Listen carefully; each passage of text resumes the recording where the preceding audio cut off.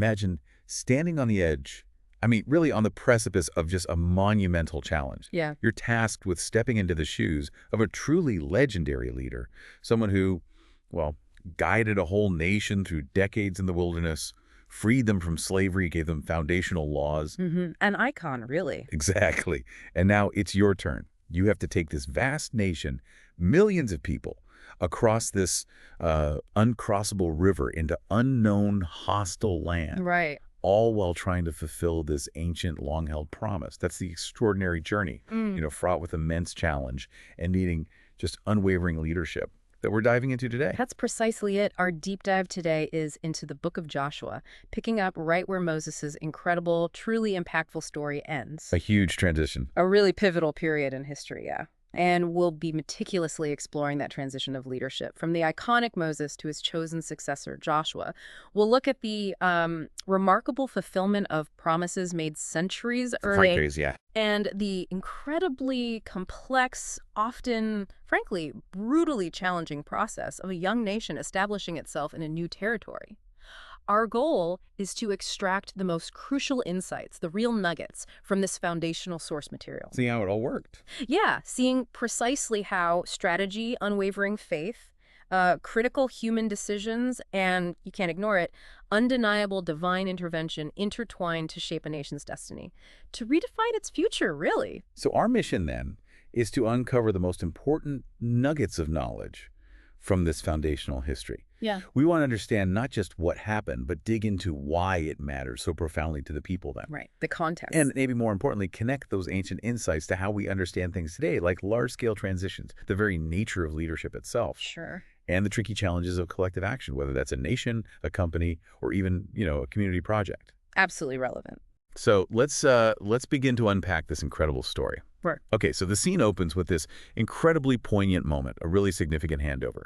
Moses, the singular figure who led the Israelites out of slavery in Egypt. The one who brought the law. Exactly. Yeah. From Mount Sinai, the one Jehovah performed mighty wonders through, he stands on Mount Nebo. And from there, he gazes out, seeing the promised land stretching before him, a land he'd guided them towards for 40 years. 40 long years. But a land he himself wouldn't enter.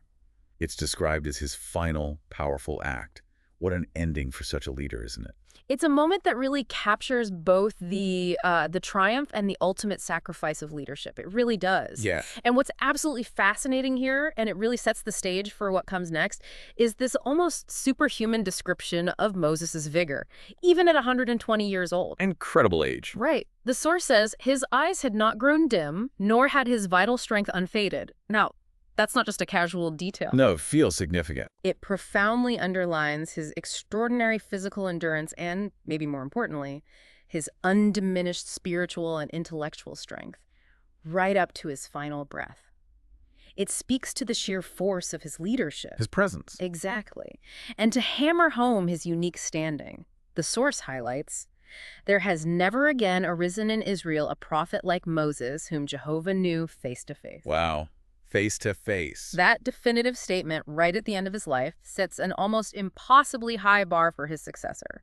It makes you wonder practically how anyone could possibly measure up. Right. How could you lead a nation used to that kind of figure? That's the million-dollar question, isn't it? It is. The weight of expectation must have been immense. So how does one follow and act like Moses's? It's like, stepping in after a legendary founder or a championship-winning coach. Huge shoes to fill. Immense. But the narrative reassures us that Joshua, son of Nun, wasn't exactly a rookie. He'd been Moses' trusted aide. Right there with him. And the source tells us he was already full of the spirit of wisdom because Moses had laid his hands on him, publicly anointed him. A clear designation. Yes. So now, with Moses gone, Jehovah himself addresses Joshua directly. That's the ultimate divine commission, the ultimate endorsement, a clear transition point.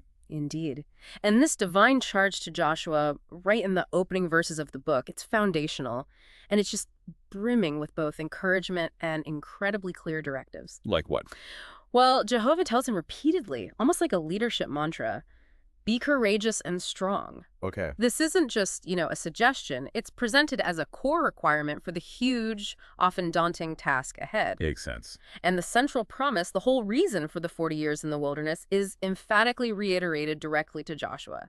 Every place on which the sole of your foot will tread, I will give it to you. Wow. That's quite a guarantee. It is not a vague hope, not conditional. It's a guaranteed inheritance, a divine pledge. Removes all doubt about the ultimate outcome. Yeah, takes away the if. And the scope is huge, too, spanning from the wilderness to Lebanon and from the great river Euphrates to the Great Sea, an enormous territory. It signals a truly national ambition. Okay, so courage, strength, and this guaranteed promise of land. What else? Well, what's equally crucial, maybe even more so for the long-term success, is the core instruction about the law. The law of Moses. Yes. Joshua is commanded to read it in an undertone day and night, and to observe carefully all that is written in it. Success, the entire conquest and settlement, is directly linked to unwavering obedience to this book of the law. So it's not just about military might. Not at all. And this gives us a critical insight for any new leader, any organization facing a big shift. What does it truly take to establish not just authority, but clear direction and sustained success, especially stepping into such a massive legacy? Right, the shadow of the previous leader. Exactly. It's not just about military prowess or, charismatic speeches. It's about spiritual alignment, sticking to guiding principles, and having a clear strategy based on those core values. So the takeaway is that profound and lasting leadership often relies less on trying to be the previous leader and more on upholding the core principles that define the mission itself. Build on the foundation. that's a powerful distinction. Build on the foundation, don't just imitate the builder. And Joshua, despite this immense weight, the shadow of Moses, he doesn't hesitate. No waiting around. He immediately commands the officers, prepare provisions. It signals a rapid, decisive move.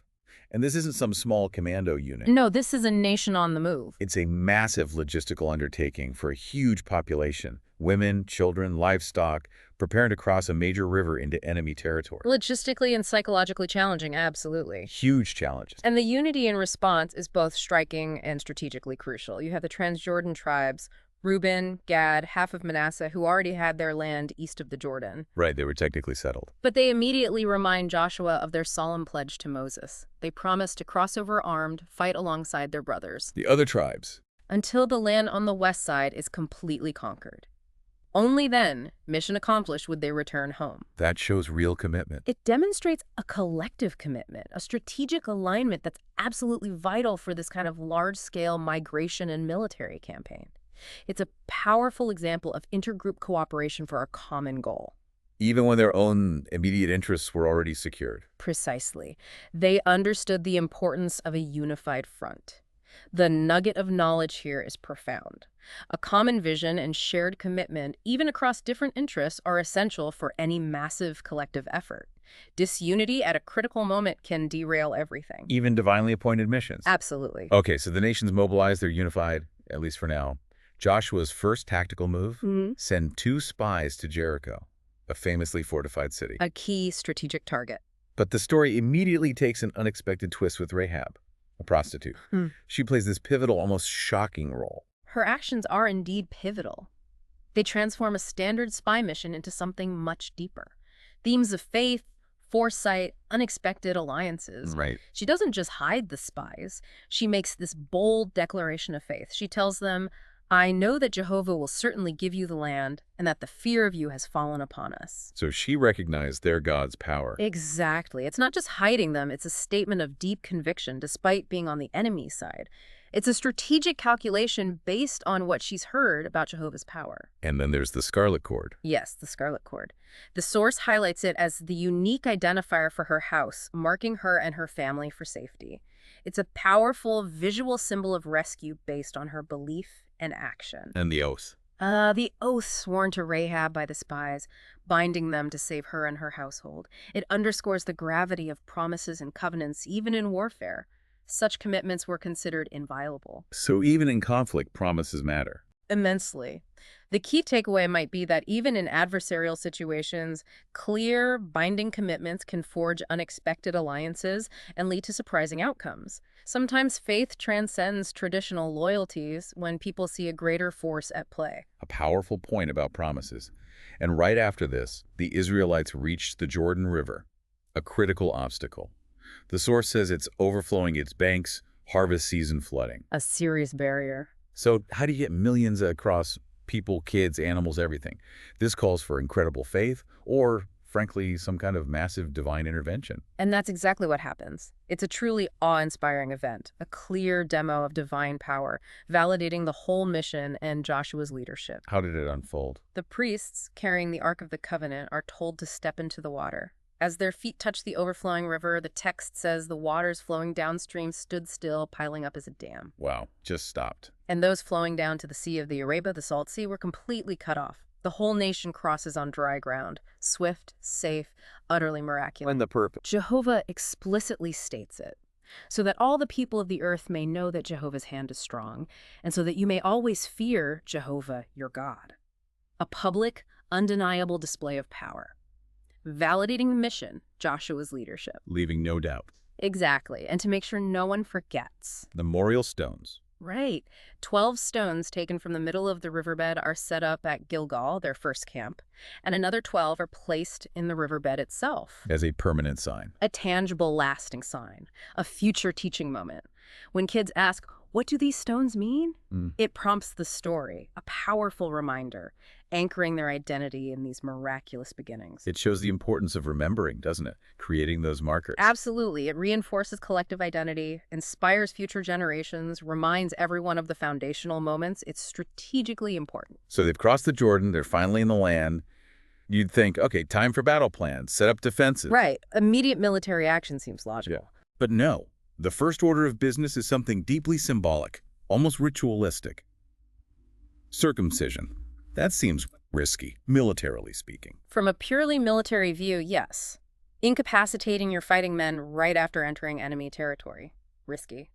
But this second circumcision at Gibeath Haraloth, Hill of the Foreskins, is vital. Why vital? It marks a spiritual renewal for the generation born in the wilderness. Many hadn't been circumcised then. This act symbolically rolled away the reproach of Egypt, signifying their full re-entry into the covenant with Jehovah. So spiritual readiness before physical conquest. Precisely. It's about identity, reestablishing themselves as a covenant people before the fighting starts. It teaches us that for major undertakings, foundational spiritual or identity elements can be just as crucial as practical prep. Interesting perspective. Yeah. And what else happens there? Immediately after this, another big transition. The manna stops. The miraculous food. Yes, the food that sustained them for 40 years in the wilderness, gone. They now eat the produce of the land, unleavened cakes, roasted grain from the local harvest. Wow, that's definitive. It marks a clear end to their nomadic life, a new phase of sustenance from the promised land itself, a new beginning. And there's one more encounter. Yes, Joshua has this deeply significant encounter. A mysterious figure identifies himself as the commander of Jehovah's army. The commander. Yes, and Joshua's immediate response is reverence removing his sandal. It signifies a holy encounter, underscoring that the ultimate leadership in this conquest is divine, not just human. So establishing the hierarchy. Exactly. It reminds us that even the most capable human leaders are still subordinate to a higher purpose, a lesson in humility and alignment. Okay, spiritually renewed, positioned in the land, now it's time for the first major military test. Jericho. Huge walls, seemingly impregnable. A legendary fortress. And the strategy. March around it, no siege engines, no direct assault, just marching. From a purely rational view, it sounds, well, impossible. Maybe even foolish. What's the point? You're right. It sounds impossible by conventional military wisdom, and that's exactly the point. The strategy for Jericho is unique, designed to emphasize faith over force. To show it wasn't just them. Precisely. To demonstrate this conquest isn't achieved by human strength alone, but by divine power working through obedience. For 6 days, march once daily, silent except for the priest's horns. Silent march. 7th day, march 7 times. Then a great shout from the people, and the wall fell down flat. Just like that. Flat. Flat. Not physical force, but obedience and faith breached the walls. Incredible. And what about inside the city? The specific instruction was Urim devoted to destruction. Everything and everyone in Jericho except Rahab's household. Because of the oath. Right. Utterly destroyed as an act of holy war, preventing corruption from their practices. Gold, silver, copper, iron went to Jehovah's treasury, not plunder. A strict command. Very strict. With a solemn curse on anyone rebuilding the city, its total submission to divine command, even when it defies human logic.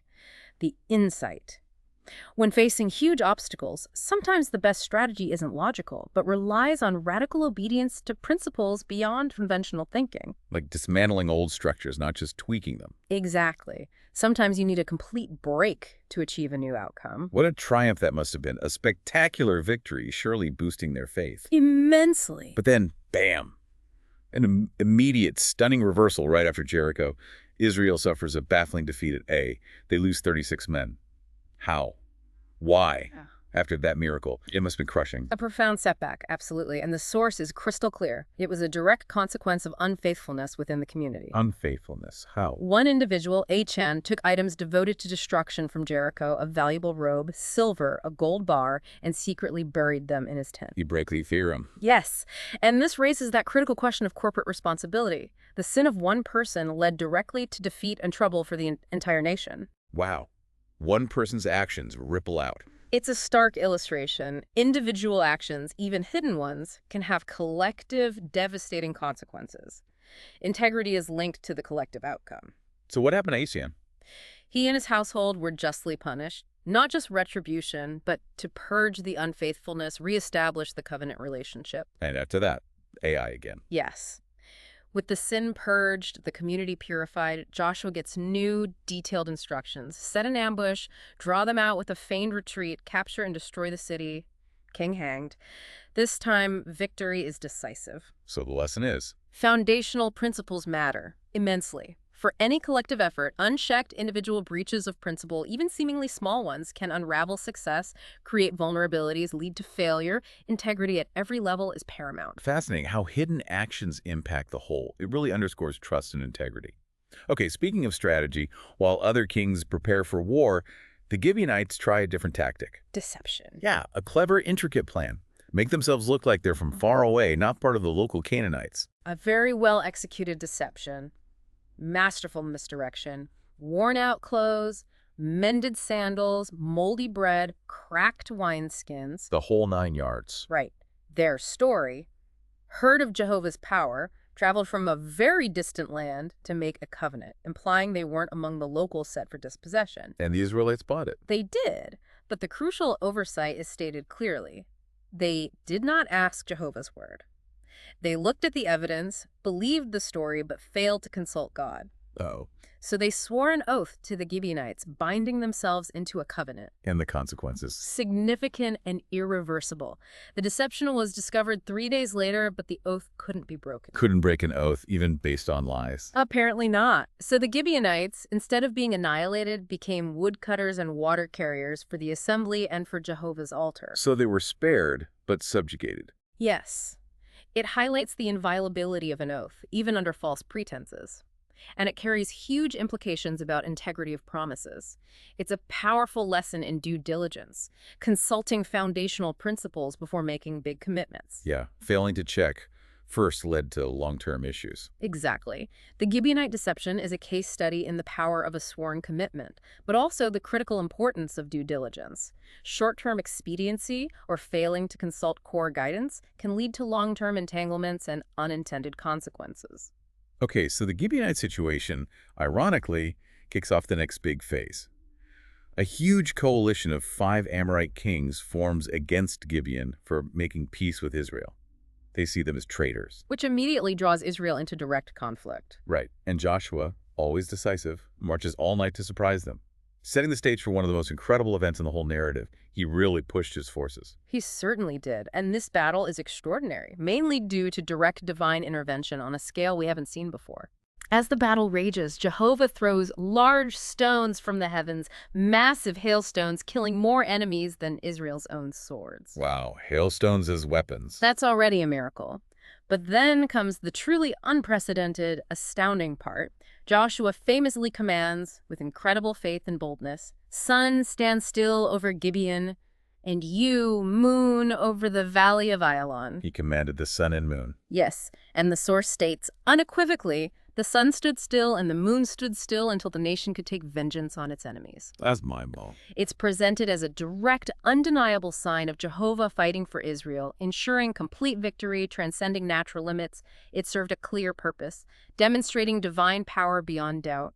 validating Joshua, the mission. Leaving no room for ambiguity. None. And following this astonishing battle, Joshua systematically conquers key southern cities: Makkedah, Libnah, Lachish, Eglon, Hebron, Debir. Mopping up. Methodically.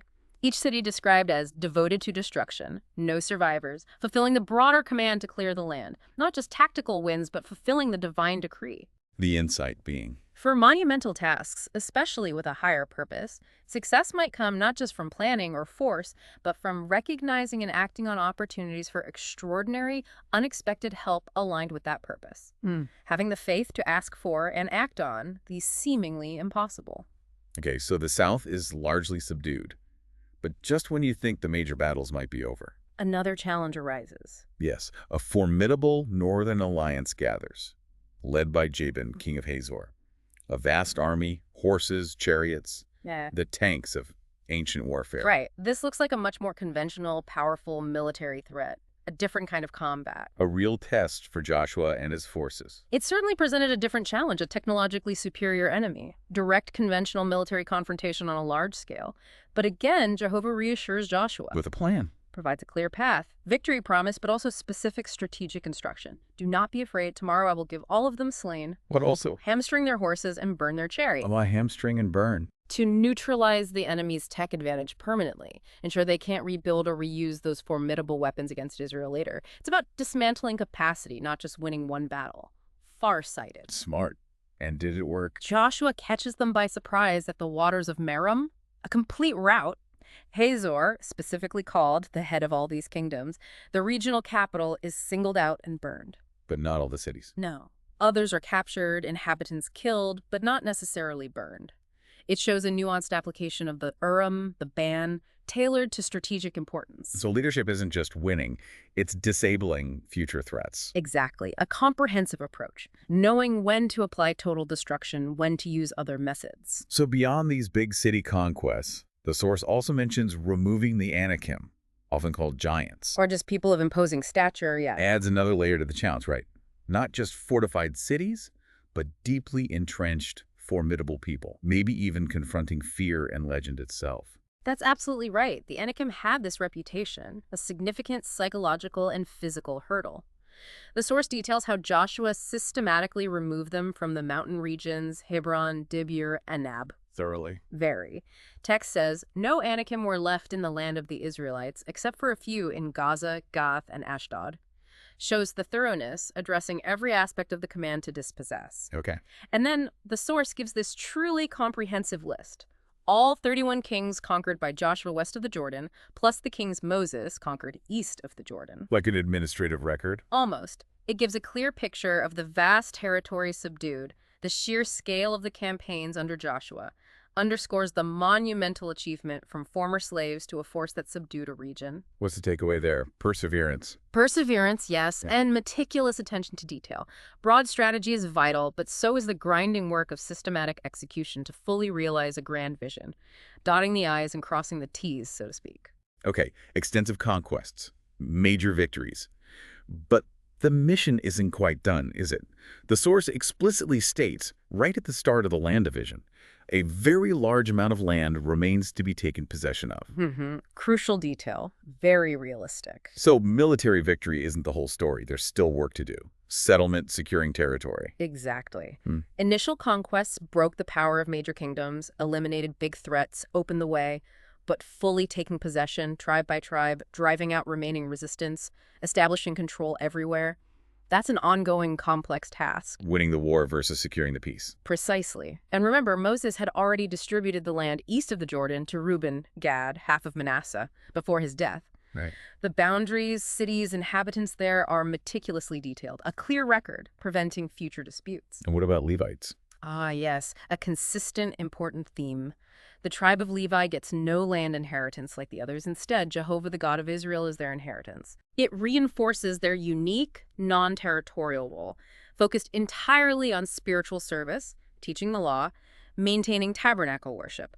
Not farming or defense, a functional role, not geographical. Interesting societal structure. It shows successful organization often requires diverse roles and resources. Not everyone gets the same inheritance. Some groups serve a core, non-material function for the whole collective, allows focus. Okay, so now the complex task. Dividing the newly conquered or subdued land west of the Jordan among the other 9.5 tribes. Nation-building time. Exactly. Not just military victory, but establishing society, allocating resources, laying groundwork. And the process, by lot, at Shiloh, suggests divine guidance. Yes, the dividing by lot was significant. Seen not as random, but divinely guided, ensured fairness, prevented tribal squabbles over this massive land redistribution, impartial allocation. In any specific example, stand out. Caleb's inheritance, absolutely. Caleb, now 85, still full of faith and strength. He asks Joshua for Hebron, the land of the Anakim. The giants, he asked for the hard part. Yes. A place he'd scouted 45 years earlier, shows lifelong conviction, unwavering courage. It highlights individual reward for extraordinary loyalty and bravery within the larger national framework. Recognizing commitment. A powerful motivator. Then the source gives painstaking detail for each tribe's inheritance. Judah, Joseph, Ephraim, half Manasseh, Benjamin, Simeon, Zebulun, Issachar, Asher, Naphtali, Dan. Boundaries, cities, geography. Very comprehensive. Like a deed record. Pretty much. But amidst this, a subtle but significant detail hints at future trouble. Oh, what's that? Some tribes, like Manasseh and Ephraim, didn't fully drive out the Canaanites in certain areas. They subjected them to forced labor instead. So incomplete conquest. Yes. This partial fulfillment, this compromise, is critical. It illustrates the challenge of fully realizing a grand vision. Human choices, compromises lead to unfinished business, future complications, a lesson in long-term consequences of incomplete commitment. And other practical challenges. The tribe of Dan. Their initial territory was too cramped, maybe too small, maybe inhabitants too strong. So they conquer Lashem or Laish, further north, and settle there, relocating. Shows adaptation was needed. Real-world complexities arise. Flexibility is key, even within a divine plan. And finally, a truly exemplary detail about Joshua's leadership. What's that? His own allotment.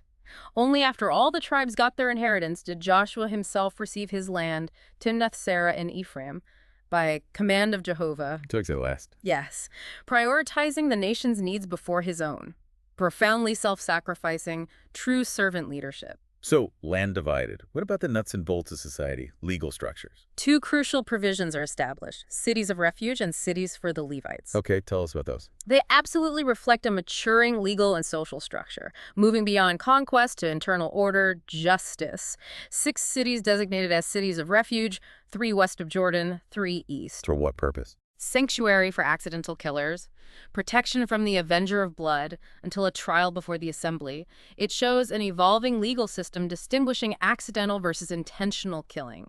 Due process, foundational for a just society. And the Levite cities, they didn't get land. Right. So they were given 48 cities with pasturage, scattered throughout all the tribes, not concentrated. Why scattered? Strategic placement ensured their presence everywhere for religious instruction, judicial service, maintaining worship, decentralized their spiritual and legal influence, made guidance accessible to all. Smart system. Very.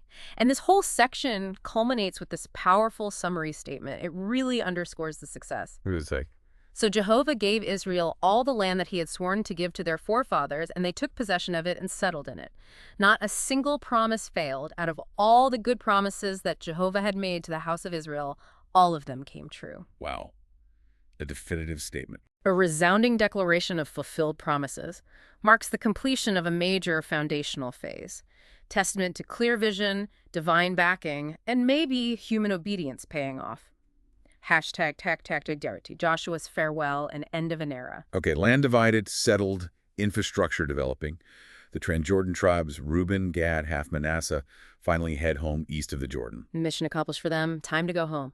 But a simple act, building an altar on their way back, almost sparks a civil war.